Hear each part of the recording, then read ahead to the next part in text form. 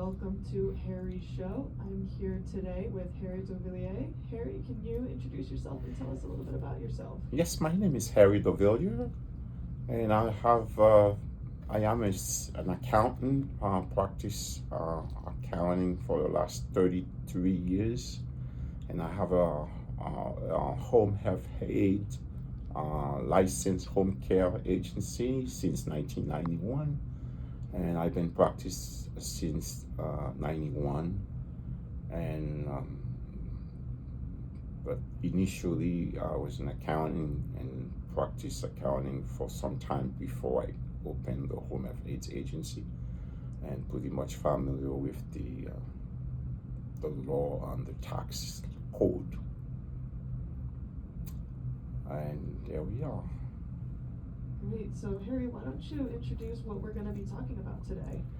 Well, what we're going to talk about today, we're going to talk about the Fair Labor Standard Act of 1938 in terms of how since 1938, the Fair Labor Standard Act has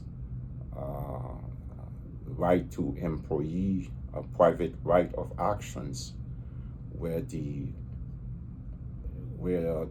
law basically is being practiced as a litigation instead of enforcement mechanics by those three federal agencies that on term of the tort claims. And first, the mechanics in which that the law apply, it needs to be accountable based on those agencies. Great. So, why don't we dive into these thought claims and just define what you mean by that and determine who has the authority to enforce that liability? Well, first we have to determine when an employer misclassify their employee.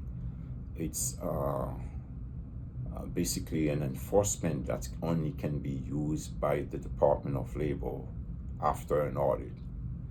And we have to define the word liability is when the employer failed to pay Social Security benefits on behalf of the employee, and they failed to pay unemployment insurance on the state level on behalf of the employee, and they failed to pay workman compensation and unemployment insurance on their behalf of the employee. One has to go basically under the U.S. Attorney General's office to be enforced, and then the others has to go to the State Attorney General's office. First, let me put a little clarification in those three branch of agency that need to be involved.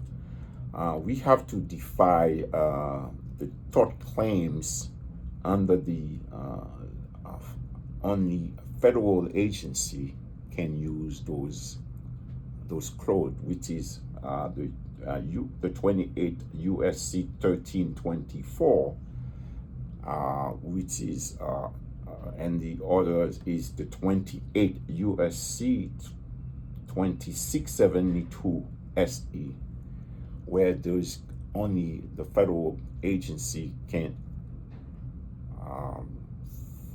audit and find violations and the tax liability that's governed by the U.S. Department of Labor and then the IRS under the 216B. Once the liability, the audit is initiated by the Department of Labor, and the Department of Labor has to actually send a letter to each individual 1099 that was misclassified on the audit for them to be participated in by giving a consent to prepare the summons and complaints before they get to the district court for enforcement. Got it. And And so when you talk about this 216, can you define on what under the IRS 216A is? Well, there are the penalty sections, which is governed by the Fair Labor Standard Act, which is the 29216A, 29216B, 29216C, and 29216D. First, the employer has to violate the 29206, which is the minimum wage, and then the 207, which is the maximum of hour. In order for them, after the audit, they have to really use the penalty sections and the procedure now before they go for the enforcements. And the mechanics has to be basically work in a way that only those three agencies can use the private cause of actions to bring the case in the district court for enforcements. So the first thing that has to be done is the department has to get the violations under 206 and then the 207 before to get to an enforcement. So once the violations are already established, now the district attorney the Department of Labor first has to really initiate the summons and complaints, and they have to sign consent with or to sign to share informations, but only the plaintiff can do that.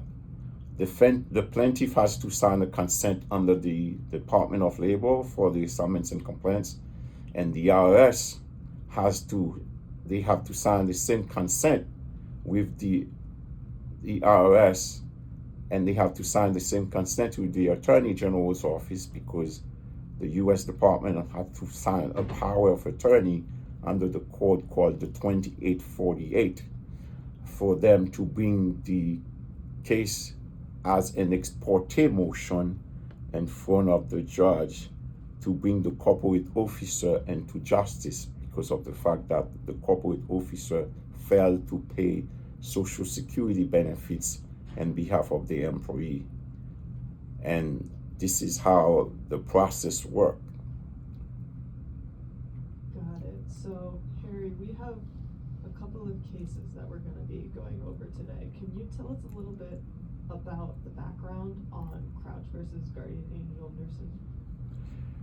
Well, that case was basically, it's a 216B enforcement by the Department of Labor and the IRS and the Attorney General's office that's really there for the judge to really enforce a consent judgment by those three federal agencies.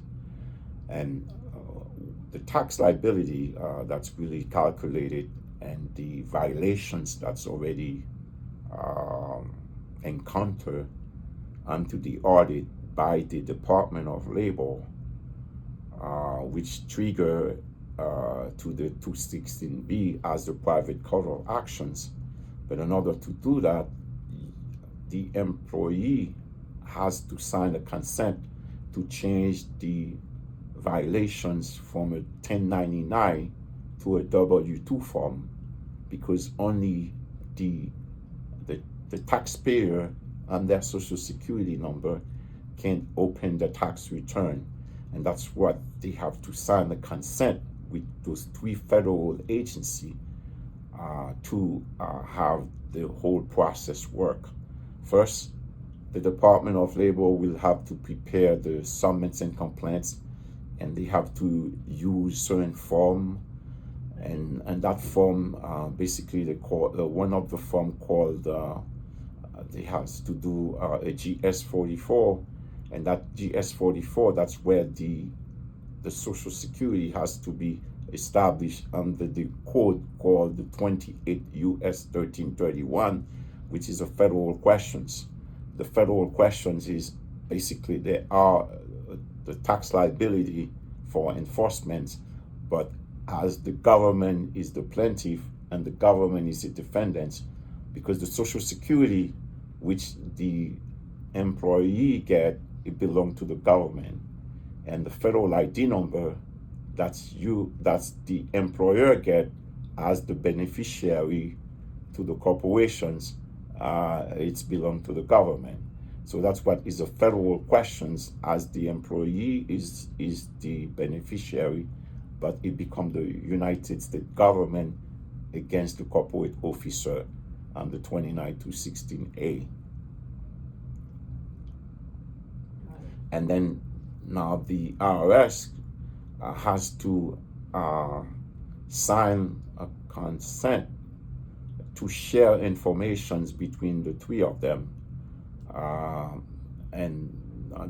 each under the IRS code, under the 6103 I-1, they have to disclose the tax return, and each one of them has to sign under the 63 to change the taxable income, because the employer did not pay every 2 weeks his obligations toward the employee, and that's what the 941 has to be initiated again, and it only can go for 3 years, but only the Department of Labor can come with that decision of the statute of limitation under 3 years. But because that's called the liquidated damage from the date that the enforcement got to take place. That's what the willfully violate the law mean. So after the violation initiated under 206 and the 207, the Department of Labor will meet with the corporate officer and the company, and they will tell you now they're going to go for enforcements, and it's the time for the corporate officer to get an attorney, and then the attorney generals now will prepare under the power of 2848, the attorney general will prepare the ex parte motions to bring the corporate officer to justice, but that can be only accomplished with these the three branch of agency together to get that process going, because of the fact that each tax return has to be open, and then the taxable income for the last 3 years has to be defined on each Social Security. So how does that affect the different people involved in this situation, would you say? Well, if you're not part of the audit, you cannot be participated because of the fact that you need to sign a consent. So if you didn't have no tax liability or you were not part of the audit, you cannot go for enforcements and your tax return cannot be open. So for the government to enforce the three federal agencies to enforce the law, they have to follow the guideline of the federal agency to really has the judge and the magistrate judge to enforce the probable cause, which is the 6 months,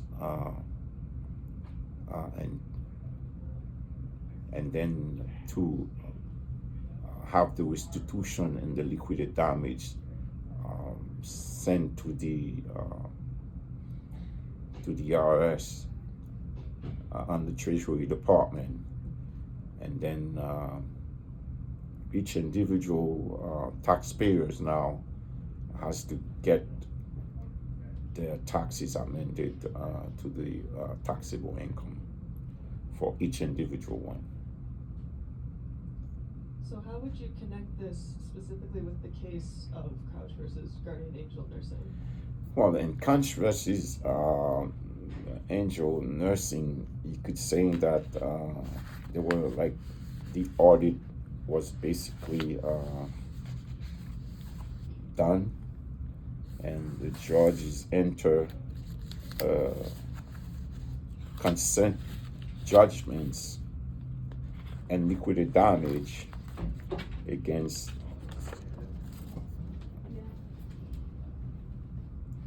and overtime in liquidated damage,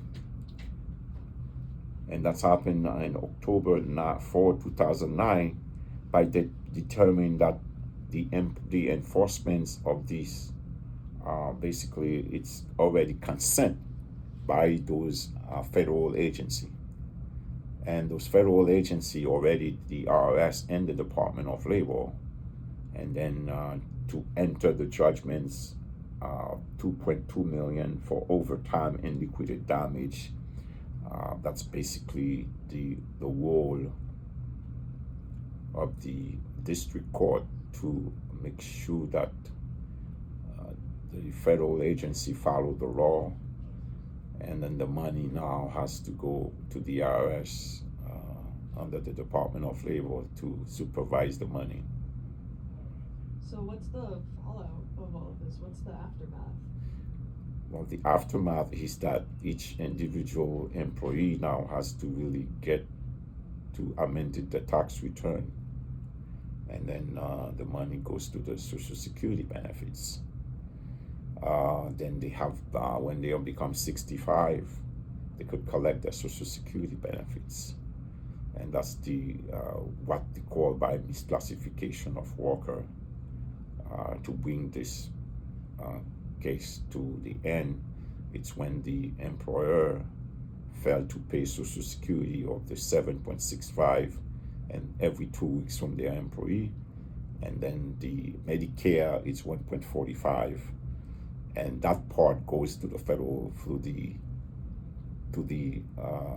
U.S. Attorney General's office, and the liability parts, and that's the calculation of the liability for every 2 weeks. And then the state part is called the 29 U.S. 211C for unemployment insurance, and that goes under the state attorney general's office to enforce unemployment insurance and the workman comp. But the employment insurance, you have to do the NY 45 for each pay period to after 8,500 to show exactly how many employee that you have from the 941 every 2 weeks. So since the employer misclassified the worker by not paying those tax liability, then the Department of Labor and the IRS and the U.S. Attorney General has to take those liability and bring them to justice by enforcing to the court on the private course of actions. But each individual, if you don't have a violation on the Department of Labor, you can't really be in the district court. In other words, it's a mechanics that has to be established only to the tort claim between those three federal agencies.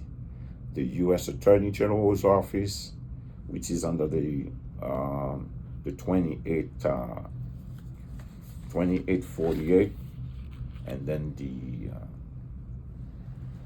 the ex parte motion to bring the corporate officer into justice, the 29 to 16A, and then it become a consent judgments by those three federal agencies. And the consent judgment now, it's automatic, and the judge has to really make sure that they enforce the 216A, B, C, D, which is the corporate officer go to jail for 6 months, and then the money restitutions is paid to the Treasury Department, and then each individual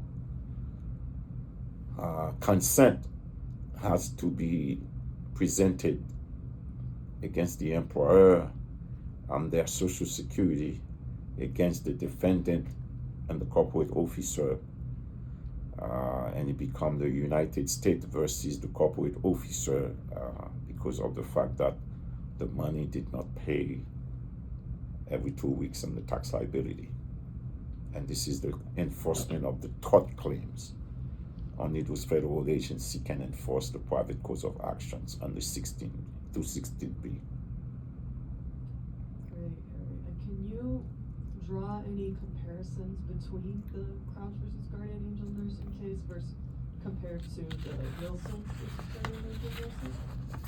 Well, actually, they are similar because of the fact that in Wilson there were 287 consent that the judge entered judgments for $3.2 million for overtime and liquidated damage. And Crunch, they enter a judgment for $2.2 million for overtime and liquidated damage. So what that means is every 2 weeks that the tax liability was supposed to be paid, and they meet the statute of limitations that the statute of limitation for the last 3 years that the employer did not misclassify the worker in terms of by giving them a 1099. Now they're going to convert those 1099 to a W-2 form, and that's what the money and the liability factor has to go to each individual claimants. But the IRS, the Department of Labor, and the U.S. Attorney General Office has to be involved to really make sure that the process is done and the audit and the summons and complaints has to be statistically speculated that the consent has to come from a tax liability. If you don't have a tax liability, you can't really go litigate this on the court and the district court, because if you don't have a maximum hour under 29.206, and then you have a maximum hour, or the minimum wage and maximum hour under 29.207, you cannot go for an enforcement and the private cause of action for each individual employee by enforcing the taxable income.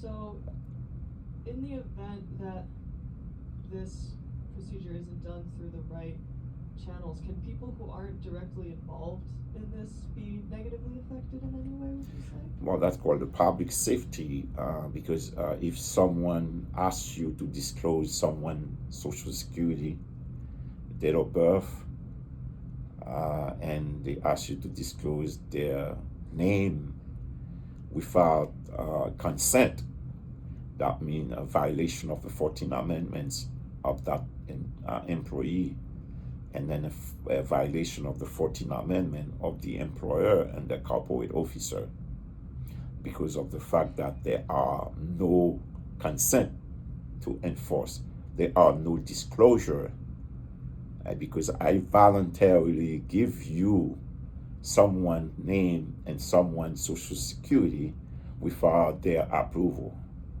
because of the fact that you can't order under the 216B to disclose first name, last name, date of birth, and social security. That's a violation of the public safety, because of the fact that only under tax liability to the IRS code and the Department of Labor has to find the violations.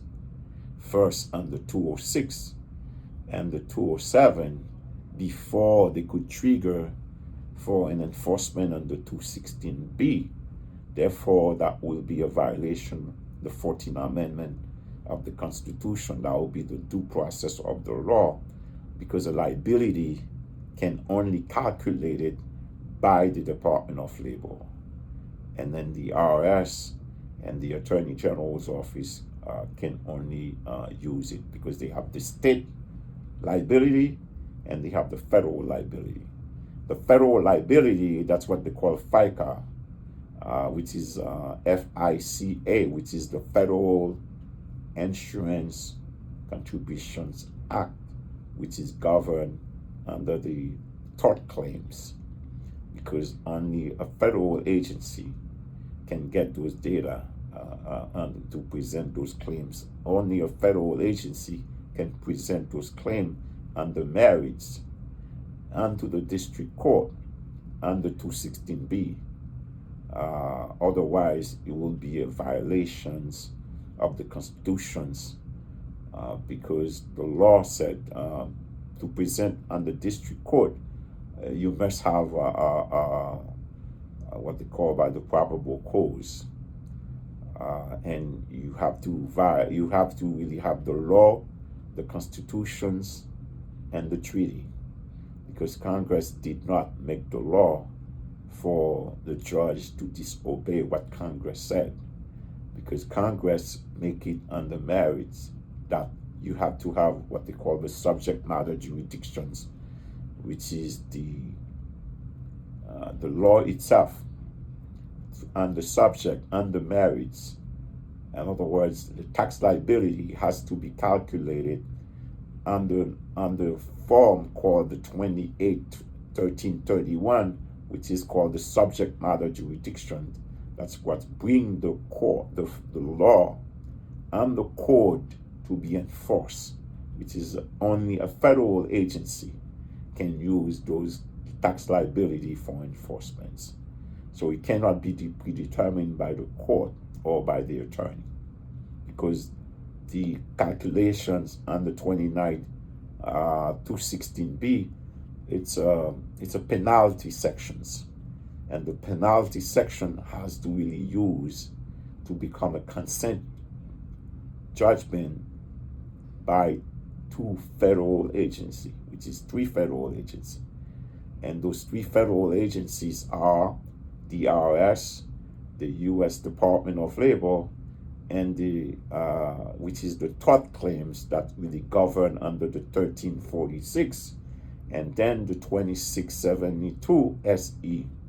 Only the federal agency can make those claims in front of the judge to the district court, but the court is filed under the Justice Department 216B to enforce the consent judgments after the U.S. attorney present the corporate officer who misclassified the worker to justice.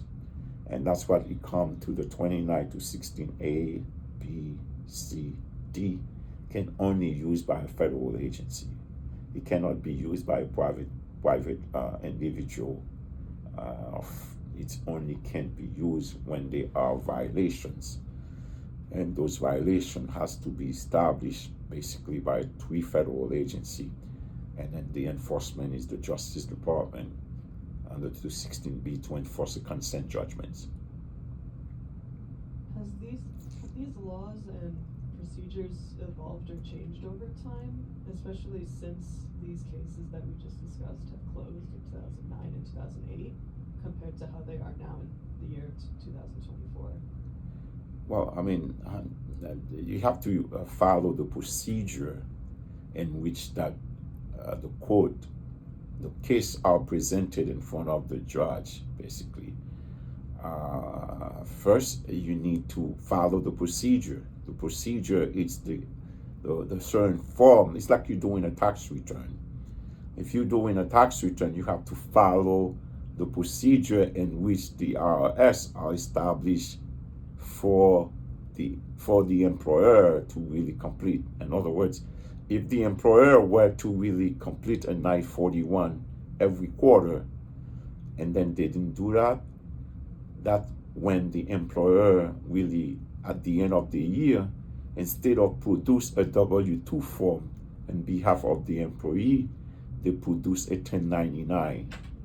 And that's the procedure in which the misclassification on the merits and the district court, that they have to follow the procedure of how to bring the enforcements in front of the court, because without the violations, without the consent, you cannot get to the satisfaction of judgments.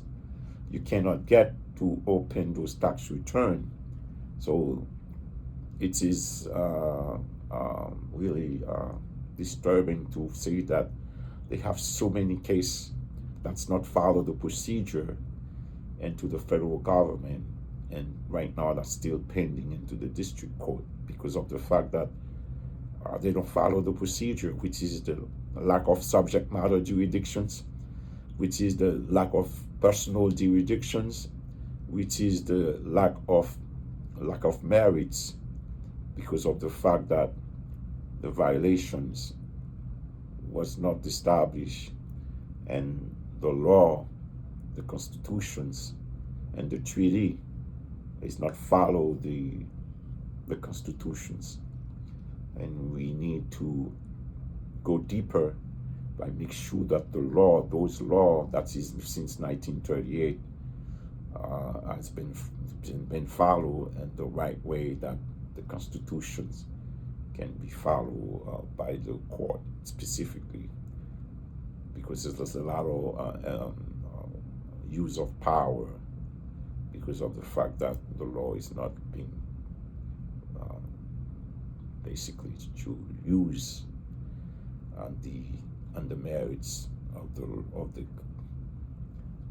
the jurisdictions, because the judge cannot say that your corporation and the corporate officer collectively violate the Fair Labor Standards Act, and the judge cannot say the New York State minimum wage $6.50 SE it's violated under the federal court, or workman compensation $193 SE it's valid under federal law, because of the fact that it's not the judge to say that collectively that the law is valid.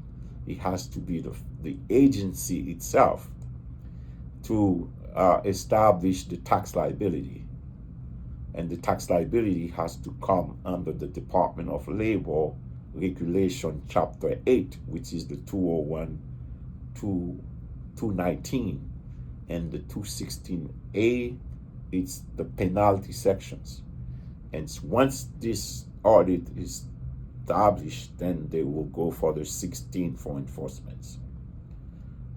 Once that is not done, that basically it's a violation of the constitutional right on the 14th Amendment, which is called the due process of the law, because usually the Attorney General will ask for a grand jury to get the indictments. But once that the tax liability is produced by the three federal agencies, it's already a home run. They don't need a grand jury anymore, because the magistrate judge will get the case prepared for the judge to do the final step, which is to sentence the corporate officer to 6 months in jail and then pay restitutions for that Social Security benefits under federal. And then that's the same audit now has to go under the form called the 29 U.S. 211C for unemployment, under the State Attorney General for unemployment insurance and workman compensation. And that's when the employer failed to pay benefits, those three benefits, to their employee. And that's what the misclassification of worker is on the federal level and then on the state level, no matter where you are in the United States. Okay, and then going into this idea of the misclassification of the workers, and I want to pivot a little bit and talk about Gale versus Harris Nurses Registry, where this was something that was a factor of this case. Can you go into the background a little more specifically of this case? Well, in that case is like Gale basically is a ghost. A ghost is like when someone is using somebody else's identity, and Gale is using someone that no longer alive. that's in probate. And then the Social Security belonged to a Chinese. And then the name Claudia Gale, she used Claudia Matias, she used Claudia Gale and Claudia Williams. So therefore the name, and she didn't have no marriage to prove that she's exist. And after we did a background checks, and she has a license that's practically in Georgia, not in Georgia, in Jamaica. So in other words, under the state law, for you to have a Social Security, you need to have a state residence. And that state residence, you have to live here after a year to become a state residence. And then that's when you could have what they call by a state license under the state law. In other words, for you to become a licensed protocol nurse, you need to have a state resident that you reside in the state of New York, then you could state the state board. So the state license was not on her name. She used that number to be like the nurse on records. So we found that identifications, she's not really a nurse, she's really a ghost. So the attorney were able to take that particular ID and then take what they call by a case into the district court.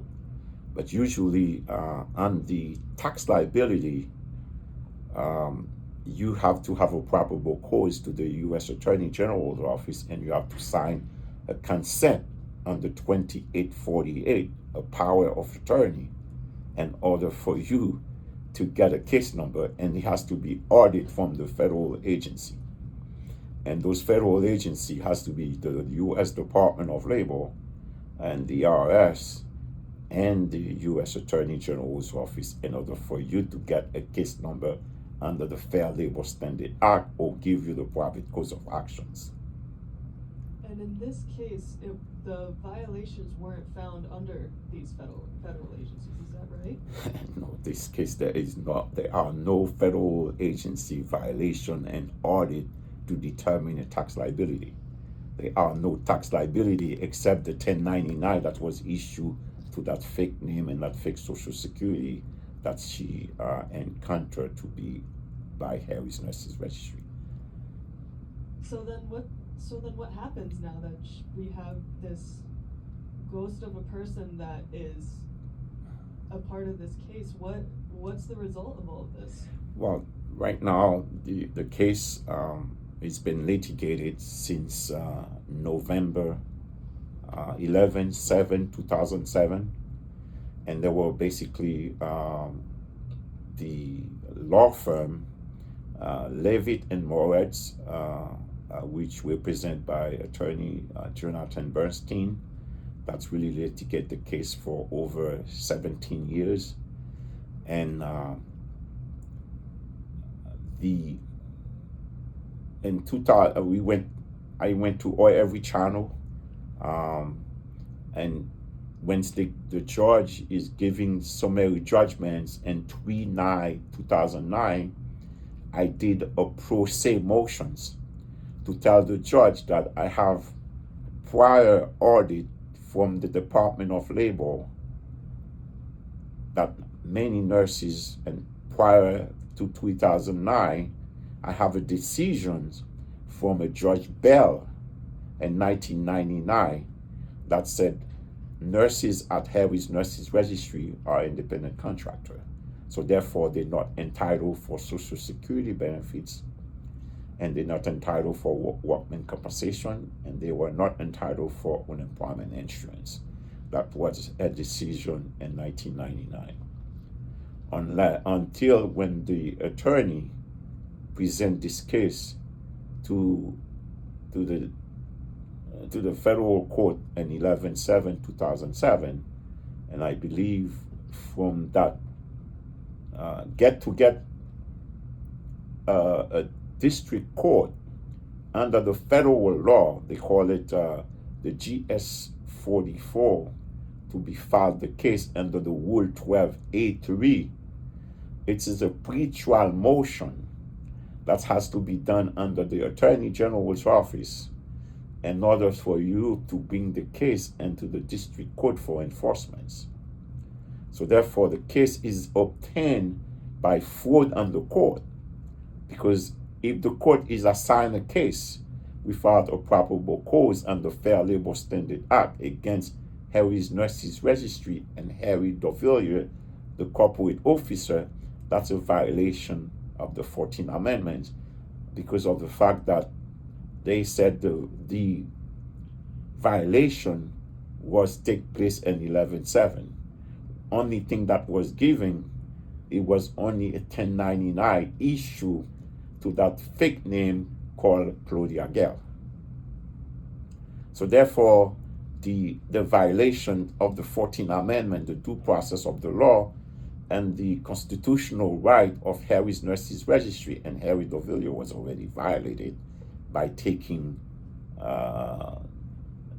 because they don't have what they call the subject matter jurisdiction, which is the tax liability that has to be calculated.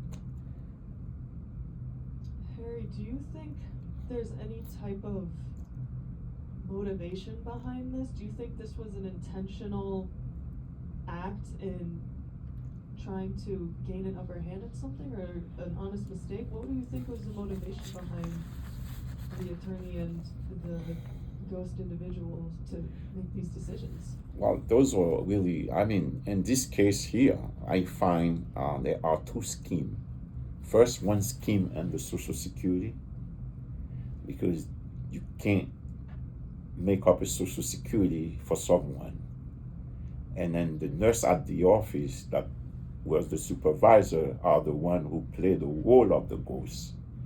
And the other factor, it's with the court itself, because they was not supposed to initiate a case number, because there was no probable cause, there was no tax liability, and it's not under the code, under the Constitution, under the Justice Department, to the code only give the court the authority to enforce a consent judgment, and the consent judgments are the tax liability from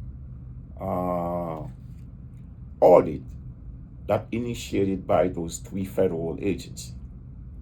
And then here you are that the U.S. Attorney General's office in 2007 seems to me issue an indictment against Harris Nurses Registry and Harry Dovillier in order for the case to initially started. And after the judge handled down the decision, and the attorney itself bring someone to testify under the discovery, and the law doesn't allow that you have the private cause of action that you could go and discover under the Fair Labor Standards Act of 1938. The only thing you could do is to those three agencies to enforce the mechanics and the private cause of action. But if you don't have a violation by the Department of Labor, you cannot initiate it, get the summons and complaints. Therefore, the comment and complaints which initiated by the attorney, he said that the nurse didn't have no money to prosecute it, the Fair Labor Standards Act and the district court. You don't hire an attorney to prosecute a case for you. They are the Attorney General office that is there to prosecute the liability under the law, the state law and the federal law. And that's what they call the U.S. Attorney General's office. and the state attorney general office to prosecute the tax liability, which is the Social Security and the FICA, that did not pay every 2 weeks from the employer. That's what the misclassification is. And then they have the same audit has to go onto the state level now under the attorney general, the state attorney general, for the under 29 to 11B and the federal law to transfer the same data to the state attorney general's office for unemployment and workman compensations. So therefore, we have so many cases in the system, just like Harris Nurses Registry and Harry D'Auvilliers, throughout the whole system since 1938.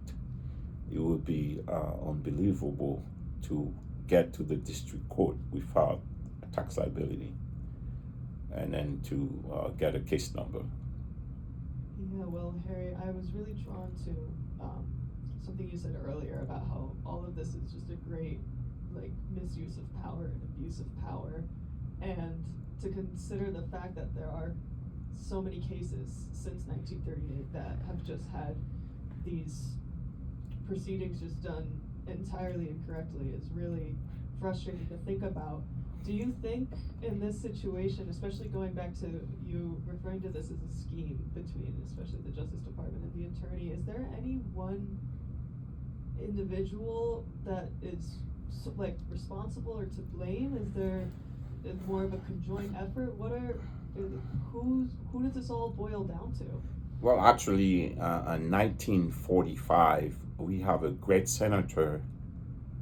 His name's Senator Danwell. He was a Republican, and he's initiated. They said, when an attorney took a private cause of action by taking the case and the collective actions and the unions, take a case directly without calculate the tax liability from the Department of Labor, is a scheme. And he said, if you take that case, the private cause of action, so you get a collective, a number of indefinite employee, like you take 10 or 15 of them, and you said, well, I'm going to go to the district court. I mean, the attorney take it without the Department of Labor or the federal agency involved. He said this is a scheme under the Rule 23 and the Rule 56. Therefore, Congress need to amend the Fair Labor Standards Act, the private cause of actions. So when he present that to Congress, and by saying that it's a scheme, what they did, they come with Chapter 9. So now they said to the district court, now you need to have a consent. You need to follow they call it the Portable and Portable Act of 1947. And that Portable Act, what they said is the 29, 251, 252, all the way to, he said to the district court, now you need to have a consent. But most of the attorney, they said the consent could be written by the individual and the back door. No, the consent has to be initiated by 3 federal agencies, and the judge is under the Justice Department. And it has to be calculated, and they have to have a violation of the 206 and the 207, the minimum wage, and they have to present it on the consent form and the district court under summons and complaints. And then the IRS has to share informations with those 3 branch informations with the federal agency. And they have to sign a power of attorney, because it will be represented by the United States. Because when you sign the power of attorney, and that's what every consent becomes the United States under your Social Security. Because you give the consent to the Attorney General, now you no longer, your name is there to the IRS on the consent, but it's the United States that will present the victim. And that's how it becomes the United States versus the John Doe which is the corporate officer that represent the company who did not pay Social Security benefits on behalf of his employee. He did not he collude. He did not pay the 6.2% on behalf of the employee. And the employee pay half, which is 6.2%, and the employer pay 6.2%. And the FICA, the employer pay 145 and the employee pay 145. That is for the federal now. And then has to be the same going to the state attorney general for whatever rate that they use for unemployment insurance, and that's every rate that they use for workman compensations. So since then, the amended of the 1945 Senator Banwell, so they have the Portable to Portable Act unto the law, but that doesn't change the problem that exists, because up to now we still have the law going to the district court by, say, under the discovery private cause of actions and the class action lawsuit initiated under Fair Labor Standards Act, because of the fact that the law is a loophole that anybody can go there and use it. And once they get the case number, and then the first thing that the attorney said, well, let's settle the case. But it's not a settlement, it's under the 216B. It's an enforcement under the tort claims, only can be used under 1346 and the 2872 SE by the three federal agency. And then they have to get the data and then bring the consent and get the taxable income and fulfill and change the tax return from a 1099 to a W-2 form. And that can only be done for 3 years. So therefore, the law is in the book, but it's not, the application of the law is not done because of the fact that the attorney who get those cases, they just to litigate. And then the judge said, under the 29-216B, which is the penalty section, I order you to disclose first name, last name, social security, date of birth of those clients, because the attorney in his summons and complaints saying, I'm looking for 500 nurses or 500 employees from that particular agency when they target you to really get the overtime money. And that's happened to a lot of business into the area. I could give you one case that is still the it's Mario Batali. He has 23 restaurants into the system, and the same attorney who in fact start the class action lawsuit take $5 million from Mario and his business partner, and then he has to close all the 23 restaurants to the state, to the federal government, because they sue under the GS-44. They sue his corporation and him personally. That's really misclassify those workers. But it's not the judge to say you misclassify your worker, is the Department of Labor and the IRS and the U.S. Attorney General to really enforce the misclassification of worker to an audit. Harry, you just answered one of the questions I was about to ask you.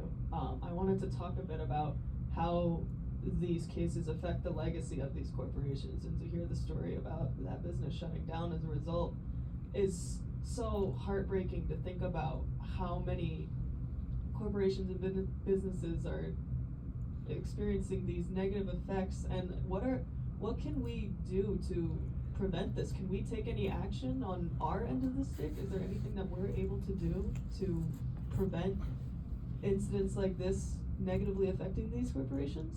Well, actually, in order for us to do something, it's only Congress can say that the labor law of the 1938 has to be amended, that only a federal agency can bring a case in front of the judge.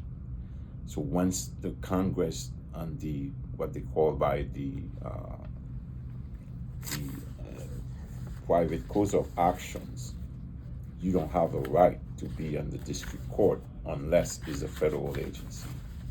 So once the law doesn't specifically speculate that on the tax liability, which is the questions of, just know someone in the district court and give you a case number. This questions is whether is the finding that the employer has violated the 206 or the 207 and the Fair Labor Standard Act of the 201 SE, a condition precedent must occur before an employee private right of action is triggered under the section 216B. In other words, this saying, if you don't have a violations under 206, under 207, you cannot have a consent. And then the consent, that's what gives you the employee private right of actions under the 216B.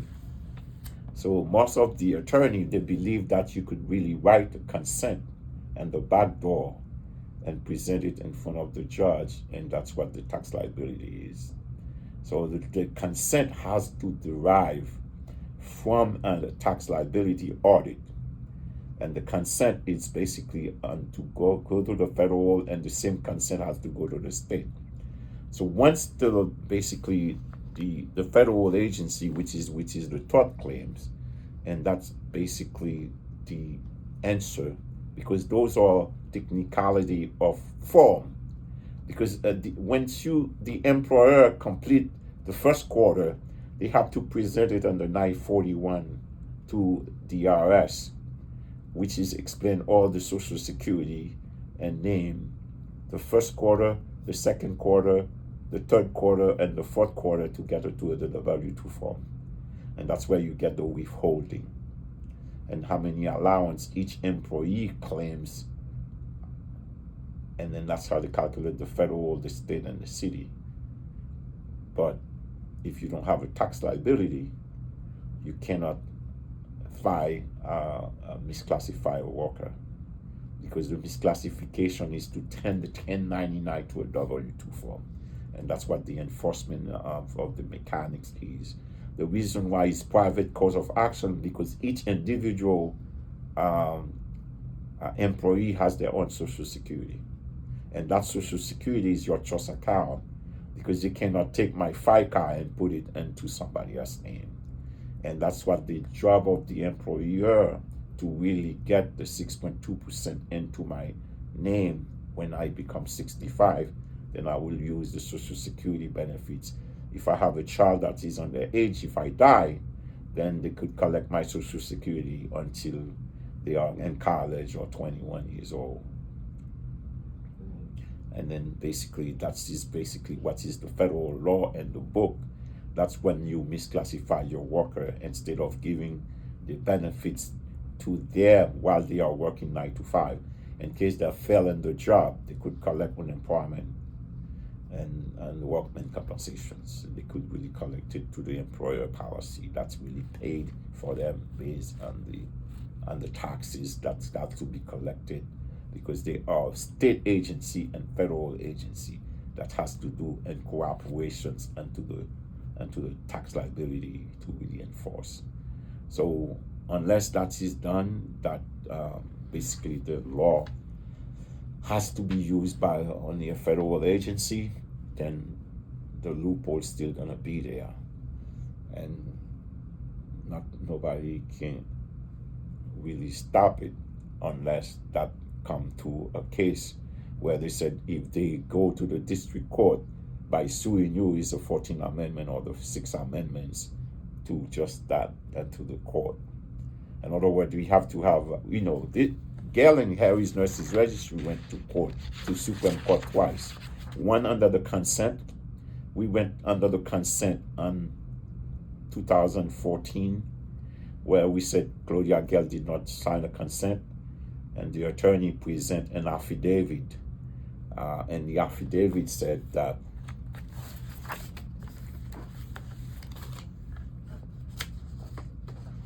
Claudia Gale is not a natural person. A natural person means the person who have a social security, who have a license, and who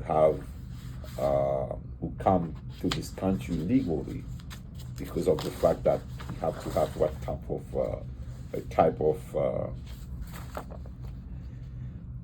relationship. But it's not a relationship and employee, it's a tax liability enforcement. In other words, what the judge said, because he used, after he get this case number, he brings someone into discovery, and the person doesn't even can answer if they have a green card. They never come to the office, because all of them was orchestrated by the registered nurse as the supervisor at the office, who worked that particular nurses to be as a ghost. She write the notes, she cash the checks, and then so on. And then after, like say November, she said she doesn't no longer want to work, and then the 1099 issue to that individual that reside in Georgia.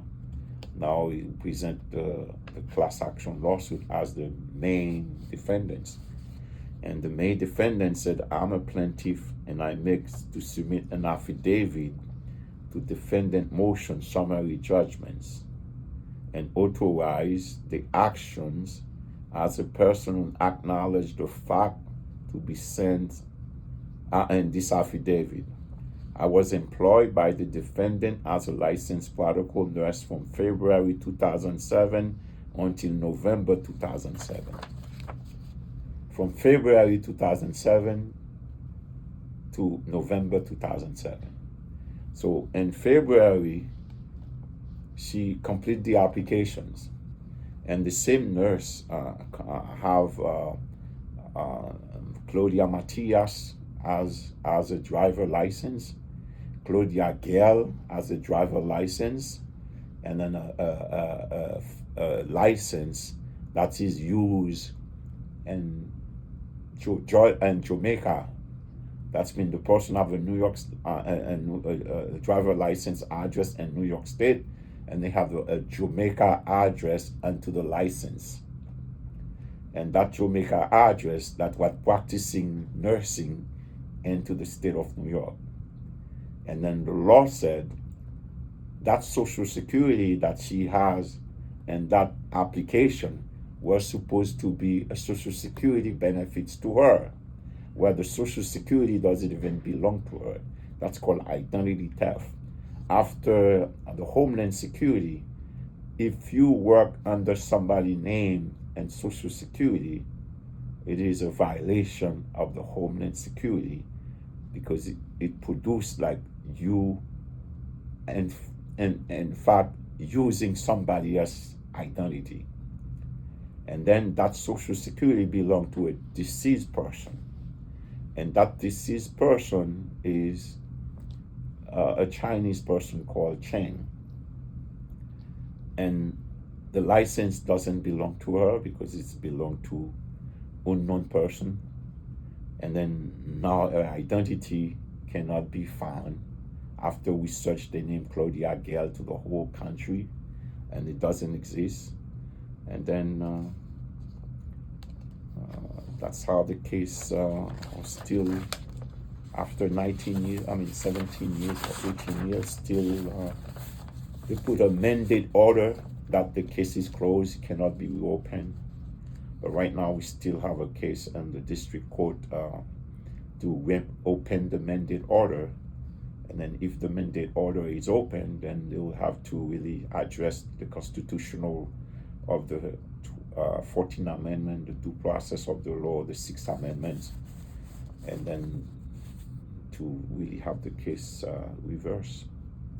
And that's probably one of the cases that probably trigger to change the law, if that is the case, basically, because somebody stands against the system by explaining the law the way that it should have been. Well, Harry, I could talk to you for hours about this, but I fear we're coming near the end of our show. This has been such an insightful conversation. I really feel like I've learned a lot. Do you have any other closing remarks before we wrap up? Well, in our case, we went to Supreme Court twice in front of the federal judge, but our case was not heard. So we went on 2015, and the case number was 14-1094. That's for the consent, because if you don't have a consent, you cannot have a satisfaction of judgments. So we went again because I did a pro se motion to saying that the nurse give affidavit say that they did not receive the money that was on the order, and then the same satisfaction of judgment cannot be issued because of the fact that the money was not distributed the way it was supposed to. And we have that case under the 19-1210 for satisfaction of judgments against Harry's Nurses Registry and Harry Dovillier.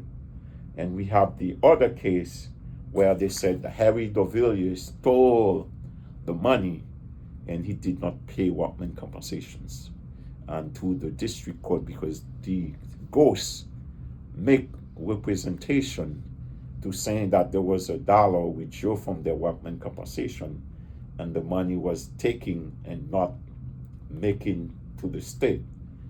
And that was all completely false because only the Department of Labor can't really initiate the summons and complaint to the district court.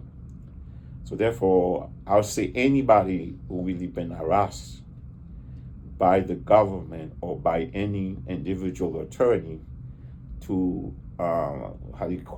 by prosecute a lawsuit.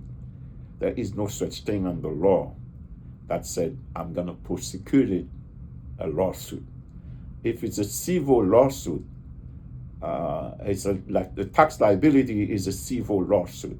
And that's what in the district court, they call it a civil and criminal lawsuit, but it becomes a civil lawsuit. But the civil lawsuit has to be established basically on the merits of a tax liability by the Attorney General. So therefore, there are no branch of the government that have a private attorney to say that they could prosecute a civil lawsuit. That is an harassment because of the fact that the U.S. Attorney General cannot give an indictment if there are no tax liability to be enforceable. And the indictment has to come basically on the merits, on the audit, on the violations of the 206 and the 207 from the Department of Labor in order for you to use the 1938 Act. So therefore, you need to open your eyes as you receive summons and complaints, because the summons and complaints initially have to show who is the corporate officer who registered on the state level. If you are the registration manager or the person who are on the record, therefore, only way you could be serviced is when the Attorney General send the pretrial motions to the magistrate judge for you to be arrested because of the violation of the state, under state law. And that's when you get that process service going to your attorney because of the fact that you have to be surrounded in order for the cases to be going forward, because it's a pretrial motion that has to be initiated under the Rule 12A.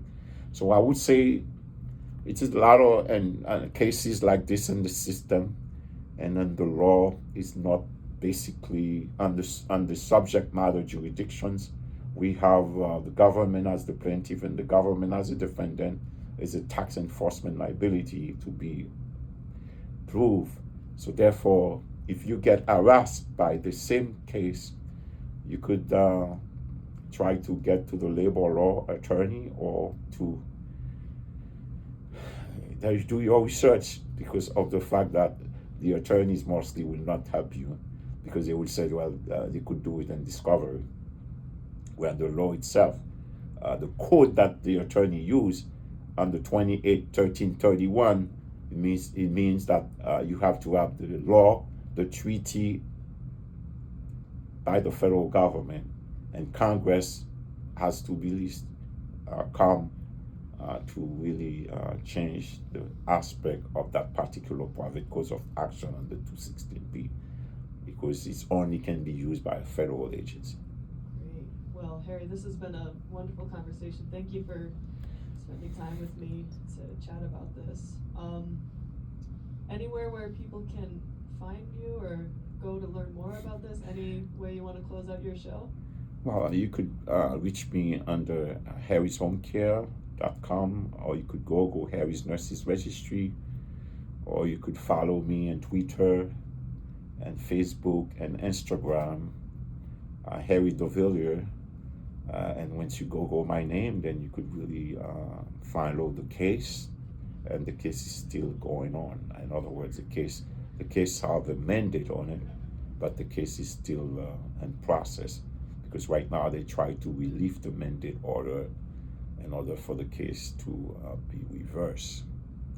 If that's happened, then that'll be a home run for the constitutional right of the 14th Amendment and the 6 amendments, where only the U.S. Department of Labor can use the 216B. And I wish I knew that before the case started, then I would not go through that process. Since I went through that process, I could be able to educate the general public of the public safety that is out there under Chapter 6, which is when the attorney has to get your list of your employee and then goes to ask them that they could get overtime.